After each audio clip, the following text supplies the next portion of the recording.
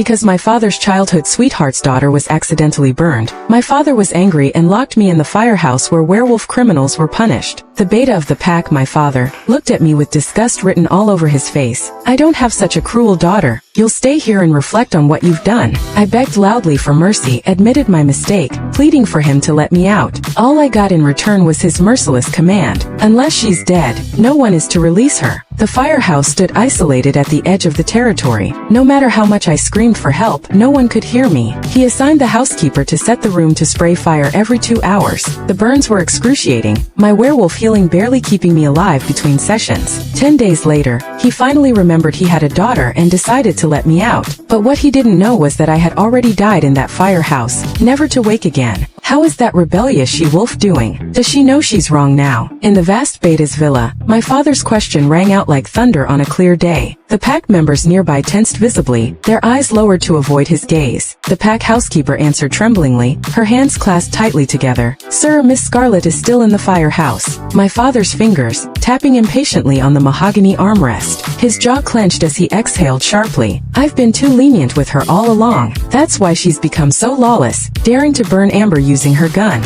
She needs to learn her lesson. The housekeeper still felt some compassion and said, her voice barely above a whisper, but the firehouse is used to punish werewolf criminals, and the fire inside is too intense. Even the strongest wolf will feel pain. Will Miss Scarlet? Pain. My father stood abruptly, causing the housekeeper to step back. That's exactly what she needs to feel. Let's see if she dares to treat Amber like that again. Only by experiencing the heat herself will she stop doing such things. His eyes flashed yellow, a sign of his wolf rising close to the surface. She is my daughter. I have the obligation to discipline her. My father's voice was cold, seemingly forgetting that I had already been locked in the firehouse for 10 days. The housekeeper wanted to say something more but was impatiently interrupted when my father slammed his fist against the wall. Enough! Do you think no one's been secretly closing the fire and bringing her healing herbs? She's fine. She won't die. Hearing this, I couldn't help but laugh, though no one could hear my voice, cause I was already dead. I had been dead for 5 days already. Since then, my spirit had been following my father, watching his cruelty and indifference. Thank you, Dad. Please don't be angry anymore. Let's free Scarlet now. The fire in the firehouse was too intense. She must be suffering terribly. From the bedroom, from what used to be my room, Amber emerged wearing a flowing cream dress, her blonde hair cascading down her shoulders. My father's eyes instantly softened, showing a tenderness I had never seen before. Sweet Amber, he murmured, all traces of anger vanishing from his face. Amber came downstairs and sat beside my father, her presence seeming to calm him instantly. She placed her hand over his, and he accepted the gesture with a smile.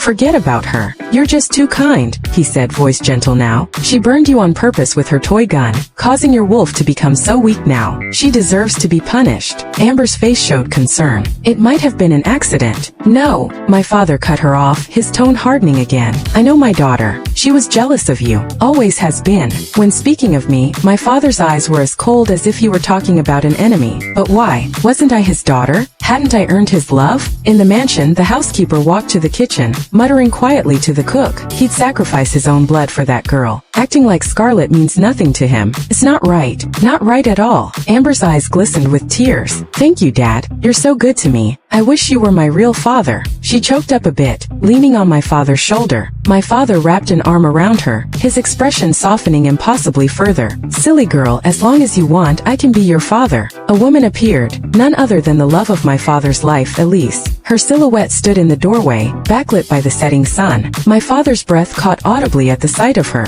Donovan, Elise said, her voice like silk. I heard shouting. Before she entered our lives, I had always believed the woman my father loved most would be my mother. I remembered how he used to look at Mom, with respect, with fondness, but never with the raw hunger I now saw in his eyes as they devoured Elise. But everything changed after Mom passed away. The funeral had barely ended when Elise started appearing at our house. First for condolences, then for pack business, and finally she didn't need excuses anymore. Today, I find myself somewhat grateful that Mom died from illness and never witnessed this heartless side of the man she loved her entire life. Mom thought she had married a loyal wolf. How wrong she had been. I guess I'll be seeing Moon Goddess soon. Maybe I will see Mom there too. In my next life, I'll never be father's daughter again. Donovan, a small punishment is enough. Scarlet is still your daughter.